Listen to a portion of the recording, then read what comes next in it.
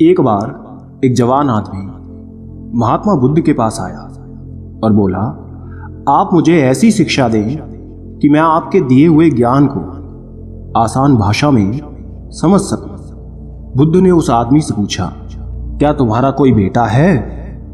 आदमी ने कहा, हाँ, मेरा बेटा है। बुद्ध ने फिर पूछा, क्या तुम्हारे भाई का कोई बेटा है? आदमी ने कहा, हाँ, मेरे भाई का भी बेटा है। बुद्ध ने फिर पूछा, क्या तुम्हारे पड़ोसी का भी कोई बेटा है? आदमी ने कहा, हाँ, मेरे पड़ोसी का भी बेटा है। बुद्ध ने कहा, क्या कोई ऐसा इंसान है जिसे तुम खुद जानते हो? क्या उसका भी कोई बेटा है?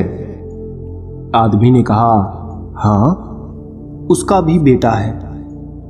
फिर बुद्ध ने पूछा, अच्छा बताओ, अगर तुम्हारे बेटे की मृत्यु हो जाए तो तुम्हें कितना दुख होगा? आदमी ने कहा, बुद्धा, मैं आपको नहीं बता सकता कि मैं क्या करूंगा। मेरी तो दुनिया ही खत्म हो जाएगी। मैं खुद मर जाऊंगा उसके बिना। मैं अपना जीवन अपने बेटे के बिना सोच ही नहीं सकता। बुद्धा ने आगे पूछा, अगर तुम्हारे भाई के बेटे की मृत्यु हो जाए तो तुम्हें कितना दुख होगा? आदमी ने कहा, मुझे बहुत दुख होगा, लेकिन उतना नहीं जितना मेरे खुद के बेटे के मरने पर होगा। बुद्धा ने आगे फिर पूछा, अगर तुम्हारे पड़ोसी के बेटे की मृत्यु हो जाए तब तुम्हें कितना दुख होगा? आदमी ने कहा, मुझे तब भी दुख होगा, लेकिन मेरे भाई के बेटे की मृत्यु से कम होगा। भगवान बुद्ध ने फिर पूछा, अगर किसी अनजान व्यक्ति के बेटे की मृत्यु हो जाए जिसे तुम जानते तक नहीं थे, तब तुम्हें कितना दुख होगा? उस जवान आदमी ने कहा, तब मुझे बिल्कुल दुख शायद नहीं होगा, क्योंकि मैं तो उसे जानता तक नहीं। फिर बुद्ध ने पूछा, अब ये बताओ, हमारा दुख किस पर निर्भर करता है? उस आदमी ने काफी देर सोचने के बाद कहा कि हमारा दुख इस बात से निर्भर करता है कि हम किसी भी चीज से कितना जुड़े हुए हैं, हम उससे कितना लगाव महसूस करते हैं और किस हद तक अपना मानते हैं, इस बात पर निर्भर करता है। बुद्ध ने कहा, बहुत बढ़िया। बुद्धा ने फिर उस आदमी से पूछा, अच्छा, अगर तुम अपने बेटे को समंदर के किनारे ले जाओगे तो क्या वो उसकी रेत से नहीं खेलेगा? आदमी ने कहा, हाँ, बुद्धा, बिल्कुल खेलेगा। बुद्धा ने फिर पूछा, अगर समंदर से आने वाली लहरें तुम्हारे बेटे के बनाए घर को तोड़ देंगी तो क्या वो रोएगा? आदमी ने कहा, हाँ, वो तब रोएगा। बुद्धा ने पूछा, क्या तुम भी उसके साथ रोओगे? आदमी ने कहा, नहीं, मैं नहीं रोऊंगा। बुद्ध ने पूछा, क्यों? आदमी कहता है, क्योंकि वो बच्चा है, उसे लगता है ये रेत का घर बहुत खूबसूरत है और हमेशा बना रहेगा। उसका उस घर से जुड़ाव हो जाता है, लगाव हो जाता है। उसकी भावनाएं उस रेत के घर से जुड़ जाती हैं, जबकि मैं ये जानता हूं कि वो एक रेत का घर है और हमेशा बना हुआ नहीं रहेगा। कुछ समय बाद उसे लहरों से टूटना ही होगा। जब वो लहरों से टूटेगा तो मुझे दुख नहीं होगा। बुद्धा मुस्कुराए और बोले कि अब तुम समझ गए।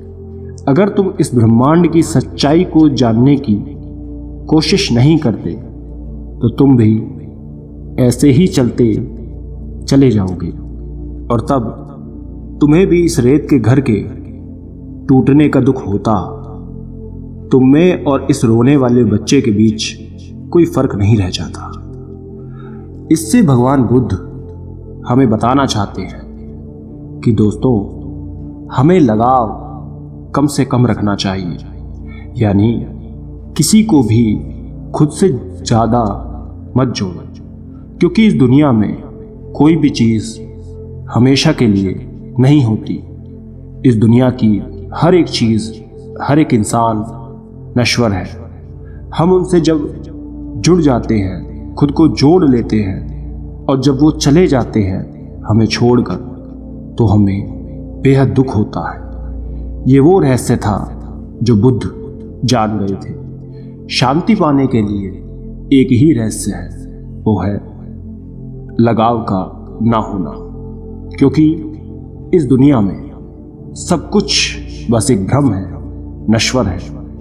आप इस भ्रम से खुद के लिए क्या चुनते हैं, ये आप पर निर्भर करता है। जितना ज़्यादा आप ज्ञान को अर्जित करेंगे, उतना ज़्यादा आप बुद्धि विवेक से समझ पाएंगे और अपनी जिंदगी को जैसा आप देखेंगे वैसा वो बन जाएगी। ये कहानी है दो भिक्षुओं की, बौद्ध भिक्षु, जिसमें से एक बूढ़ा था और दूसरा युवा।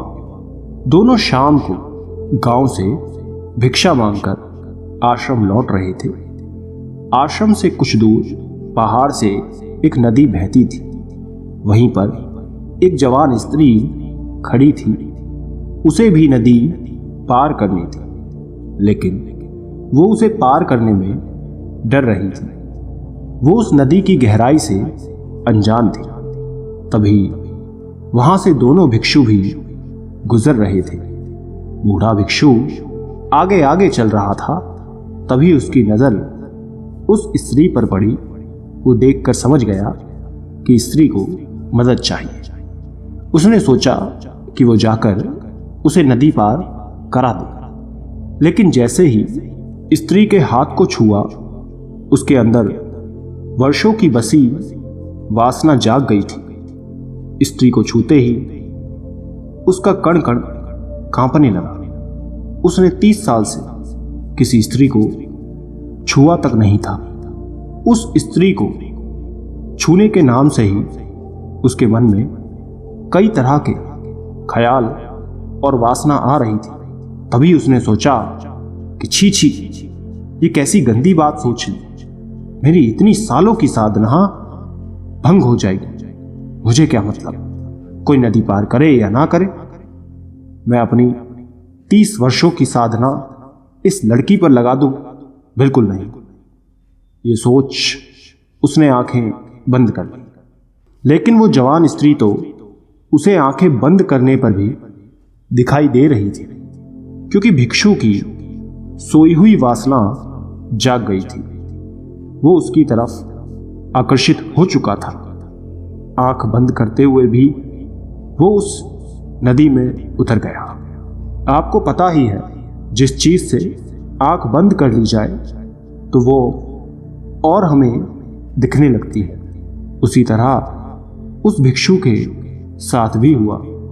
उसे वही स्त्री अप्सरा की भांति दिखने लगी, क्योंकि उसने आंखें बंद कर ली थी। उसे उस स्त्री का ही सपना दिख रहा था। उस स्त्री की ओर वो आकर्षित हो रहा था। उसका एक मन कहता कि ये तो गलत बात है, कि किसी जरूरतमंद की सहायता करनी चाहिए। वहीं उसका दूसरा मन कहता, ये बस मन का भ्रम है, तुम खुद को धोखा दे रहे हो, तुम उसे छूना चाहते हो, जो कि गलत है। हम साधु का जीवन अलग होता है। साधुओं के लिए स्त्रियां केवल एक समस्या है। नदी के घाट पर उस साधु का मन अशांत रहता है और वो दो हिस्सों में बट जाता है। एक तरफ उसका मन उसे उस लड़की की तरफ आकर्षित करता है, वहीं दूसरी तरफ उससे दूर जाने की सलाह देता है। उस लड़की को जो वहां खड़ी है, उसे कुछ पता नहीं होता कि उस साधु के मन में क्या चल रहा है और क्या नहीं। वो तो मदद के इंतजार में किसी का इंतजार करती है ताकि कोई उसे नदी पार करा दे। बूढ़ा भिक्षु आगे निकल जाता है। तभी उसे ख्याल आता है कि उसका साथी पीछे छूट गया है। कहीं वो उस स्त्री को नदी पार कराने की भूल ना कर दे। वो तुरंत वापस जाता है, ये सोचकर कि मैं पहले ही उसे सचेत कर देता हूँ। लेकिन जब वो पहुँचता है तब तक देर हो चुकी होती है। वो देखता है वो जवान भिक्षु उस स्त्री को कंधे पर बैठाकर नदी पार करा रहा होता है। ये देख बूढ़ा भिक्षु पूरी तरह जल जाता है। उसके मन में अलग अलग भावनाएं आने लगती हैं। वो सोचता है कि इससे अच्छा तो मैं ही इसे नदी पार करा देता। लेकिन वहीं दूसरे पल उसे ख्याल आता है कि ये कैसी पागलपन वाली बात है। मैं उस औरत को अपने कंधों पर लूं, 30 साल की अपनी साधना नष्ट करूं, कभी नहीं। गंदगी का ढेर है औरत का शरीर और उसे मैं अपने कंधों पर लूंगा। लेकिन वहीं दूसरी तरफ उस युवा भिक्षु को स्त्री को कंधों पर उठाया देख आग बबूला हो रहा था। वो मन ही मन सोचता है, आज आश्रम जाते ही मैं गुरुजी से कहूंगा कि इसने एक स्त्री को कंधे पर उठाया है।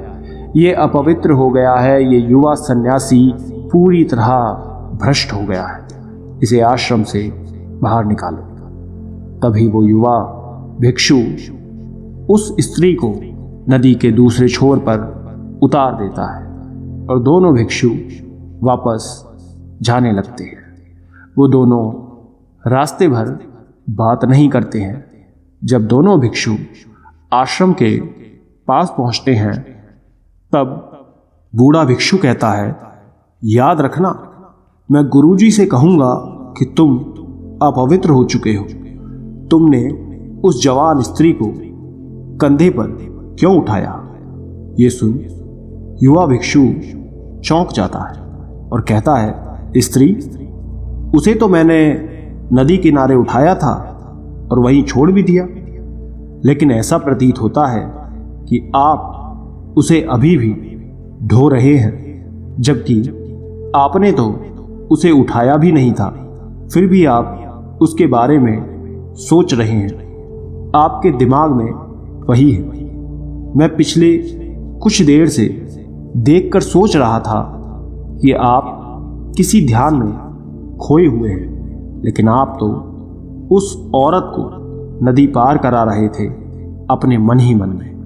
दोस्तों, इसी तरह से हम उन्हीं पुरानी बातों को, चीज़ों को ढोते रहते हैं। जो गलतियां हम करते हैं, जिनको लेकर हमारे अंदर लड़ाई चल रही होती है और हमें मालूम तक नहीं होता कि हम पुरानी मानसिक सोच को लेकर चल रहे हैं।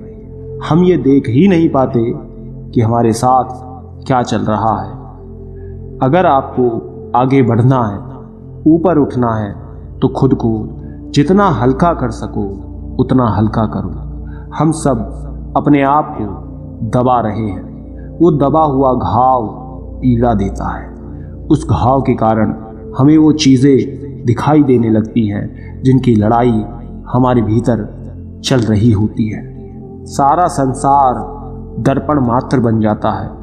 ये दमन की लंबी धारा, ये दबाव हमारे व्यक्तित्व को तहस नहस कर देता है। इसने जीवन के सारे सूत्रों को जहर से भर दिया है जो हमें बर्बाद कर देते हैं। इसलिए हम आपसे कहना चाहते हैं कि खुद को हमेशा दबाव से बचाएं, हल्का बनाएं, खुद को ऊपर उठाएं, क्योंकि दमन से भरा हुआ इंसान खुद को कभी जान नहीं पाता।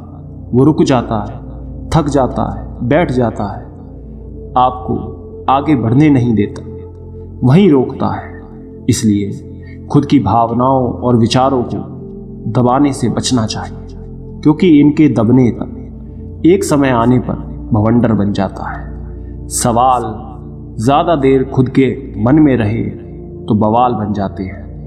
जो आपके अंदर अशांति हीन भावना पैदा करते हैं। इसलिए अगर आप वर्तमान में आज में रहना चाहते हैं तो आज के पलों में खुश रहें, पुरानी बातों को भूलें, दूसरों के सामने अच्छा बनने के लिए खुद को दबाओ मत। आप जैसे हो वैसे बनकर रहो, क्योंकि आप जैसे हो अच्छे हो।